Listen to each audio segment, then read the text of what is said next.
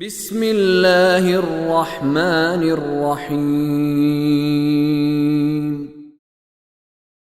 اللہ لا الہ الا هو الحی القیوم لا تأخذه سنة ولا نوم له ما في السماوات وما في الأرض من ذا الذي يشفع عنده إلا بإذنه يعلم ما بين أيديهم وما خلفهم ولا يحيطون بشيء من علمه إلا بما شاء وسع كرسيه السماوات والأرض ولا يؤوده حفظهما وهو العلي العظيم۔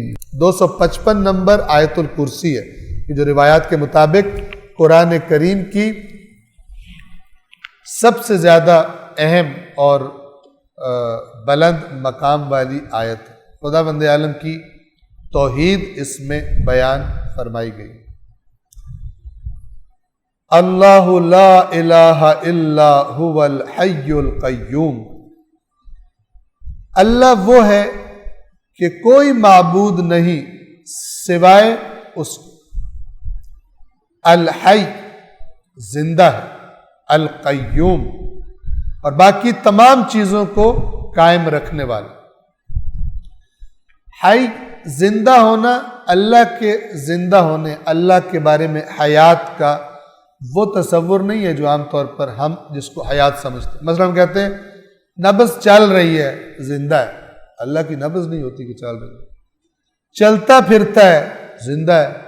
سانس لیتا ہے، زندہ ہے۔ آنکھوں سے دیکھتا، آنکھیں کھولتا ہے، جھپک رہا ہے، زندہ ہے۔ بول رہا ہے، زندہ ہے۔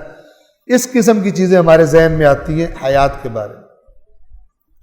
خداوند عالم کی حیات انسانوں والی حیات نہیں ہے، بلکہ اس کا جو خلاصہ کیا جاتا ہے علم اور قدرت۔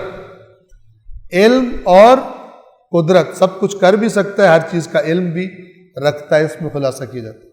بس خدا کو جب زندہ کہیں گے تو وہ زندہ نہیں ہے جسے کسی اور نے حیات بخشی ہو یا کسی اور نے اس کو زندہ رکھا ہوا، اور اگر وہ چاہے تو اس کی زندگی ختم ہو جائے۔ نہیں، ایسا زندہ کہ جس نے نہ کہیں سے زندگی لی ہے اور نہ ہی اس کو کسی کی ضرورت ہے کہ اس کی زندگی باقی رہے۔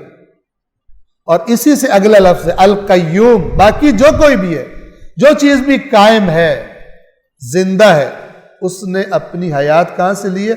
اس کو زندہ رکھنے والا، قائم رکھنے والا بھی کون ہے؟ اللہ ہے۔ اور اس کو وجود میں لانے والا، یعنی پہلی دفعہ زندگی دینے والا، زندگی باقی رکھنے والا، سب چیزوں کا کون ہے؟ اللہ تبارک و تعالی وحدہ لا شریک لہ، اور ان کاموں میں کوئی اس کا شریک نہیں ہے۔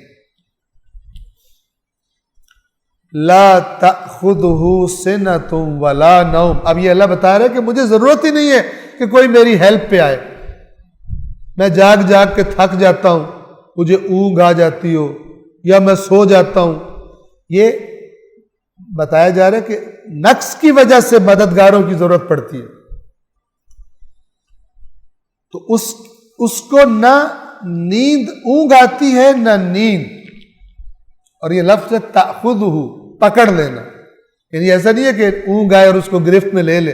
جیسے گاڑی ڈرائیو کرنے والا بندہ نہیں چاہتا کہ سو جائے، لیکن وہ غالب آ جاتی ہے اس پر، اس کو پکڑ لیتی ہے اونگ، اور ایک سیکنڈ میں بڑا سا حادثہ کر بیٹھتا، حالانکہ وہ چاہتا نہیں ہے، لیکن اس کے بس میں نہیں ہوتا، نیند اس پہ غالب آ جاتی ہے۔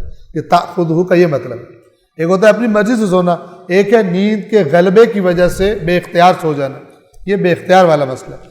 نہ اسے اونگ آتی ہے اور نہ نیند۔ لہو ما فی السماوات وما فی الارض، آسمانوں میں جو کچھ ہے اور زمین میں جو کچھ ہے سب صرف اس کا ہے۔ سب اس کا ہے غلط ترجمہ ہے، سب صرف اس کا ہے۔ آسمان و زمین کی ملکیت میں کوئی ایک ذرے میں بھی اس کا شریک نہیں ہے، کوئی اس کا پارٹنر نہیں ہے کہ جو آ کے دعویٰ کرے کہ اللہ کی اس کائنات میں میں بھی مالک ہوں، میری بھی ملکیت۔ ٹھیک ہے نا؟ جیسے ہو سکتا ہے کہ آپ کوئی پلاٹ خریدیں اور آپ گھر بنانے لگے تو کوئی اور بندہ آ جائے کہ بھائی اس پلاٹ میں تو میں بھی شریک ہوں، آپ کیوں گھر بنا رہے؟ لہو ما فی السماوات و ما فی الارض، اللہ کی اس کائنات کی ملکیت میں وہ اکیلا مالک، کوئی اس کا شریک نہیں ہے کہ جس سے اسے پوچھنا پڑتا ہو کہ اس کائنات میں یہ چینج کر لوں، یہ مسئلہ کر لوں یا یہ مسئلہ نہ کروں، کسی سے نہیں پوچھتا۔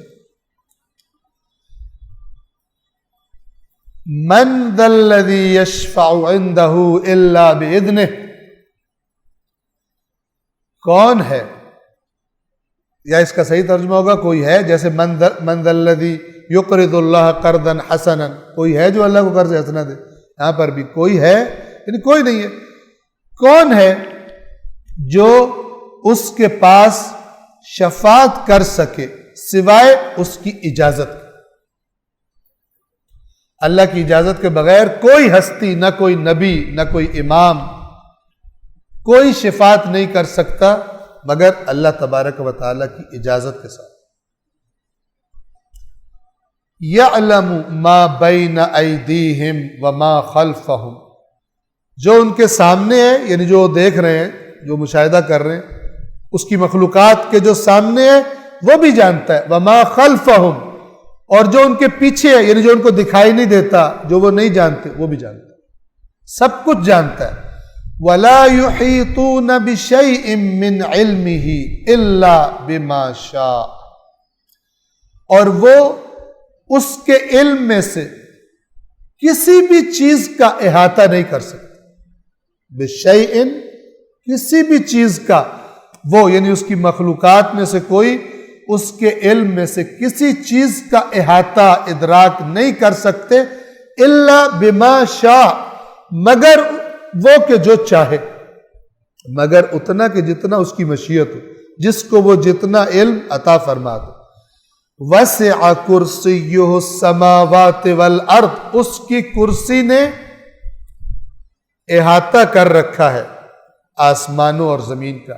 یہاں پہ کرسی علامت ہے اقتدار کی، ٹھیک ہے نا، کرسی علامت ہے اقتدار کی۔ اس کی کرسی یعنی اس کے اقتدار میں کوئی ایسی جگہ نہیں ہے جو اس کے اقتدار سے باہر ہے، بلکہ وسع، وسیع ہے، اپنے اندر لیے ہوئے ہے آسمانوں اور زمین کو اس کی کرسی۔ وَلَا يَئُودُهُ حِفْظُهُمَا، اور اس سارے نظام کی حفاظت یعنی آسمانوں اور زمین کی حفاظت اس کو نہیں تھکاتی کہ اللہ تعالیٰ تھک جائے، اس کو نہیں تھکاتی۔ صدق اللہ العلی العظیم۔